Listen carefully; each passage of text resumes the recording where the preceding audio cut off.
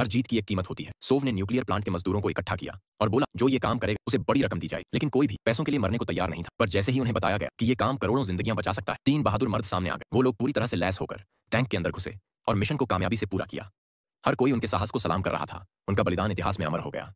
पानी को टैंक से निकाल लिया गया। अब थर्मल एक्सप्लोजन का खतरा टल चुका था, मगर एक और नई आफत मंडरा रही थी। अब रिएक्टर कोर तेजी से पिघलने लगा था। अगर वो कंक्रीट को भी पिघलाकर नीचे ग्राउंड वाटर तक पहुंचता तो करोड़ों लोगों का पीने का पानी हमेशा के लिए दूषित हो जाता। इस खतरे से बचने का एक ही रास्ता था, नीचे थर्मल एक्सचेंजर फिट करना, ताकि गर्मी बाहर निकाली जा सके। लेकिन इसके लिए देश भर का सारा लिक्विड नाइट्रोजन और हजारों मजदूरों की जान लगती।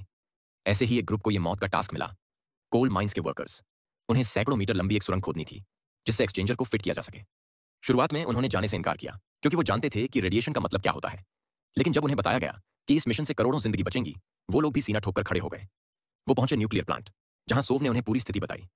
सुरंग के ऊपर ही विस्फोट हुआ था, इसलिए भारी मशीनरी इस्तेमाल नहीं की जा सकती थी। हर चीज हाथ से करनी थी। कोई देरी नहीं की गई। साइट इंजीनियर ने तुरंत सभी को खुदाई शुरू करने का आदेश दिया। सुरंग के अंदर रेडिएशन हवा में फैला हुआ था और तापमान 50 डिग्री सेल्सियस से ऊपर। वो लोग वेंटिलेशन भी नहीं चला सकते थे क्योंकि ऐसा करने से धूल उड़ती, और अगर वो रेडियोधर्मी धूल उनके फेफड़ों में चली जाती तो उनकी उम्र 6 महीने भी नहीं होती। आखिरकार उन्होंने मजबूरी में अपने कपड़े उतार दिए, नंगे शरीर से दिन रात काम किया और उन्होंने तय समय से पहले मिशन पूरा कर लिया।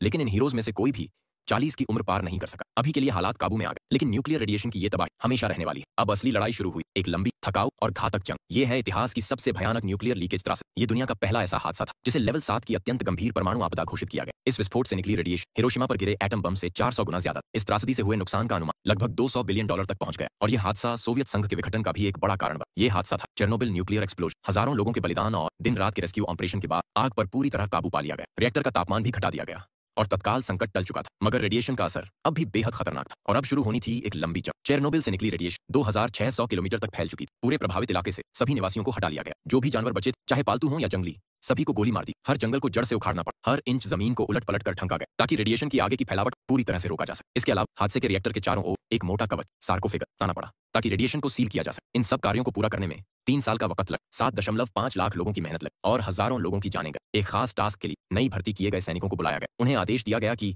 इलाके में मौजूद हर जानवर को मार दिया जाए। एक नया सिपाही एक कमरे में गया। वहां एक मां कुतिया अपने बच्चों के साथ खेल रही थी। वो दृश्य देखकर उसका दिल टूट गया।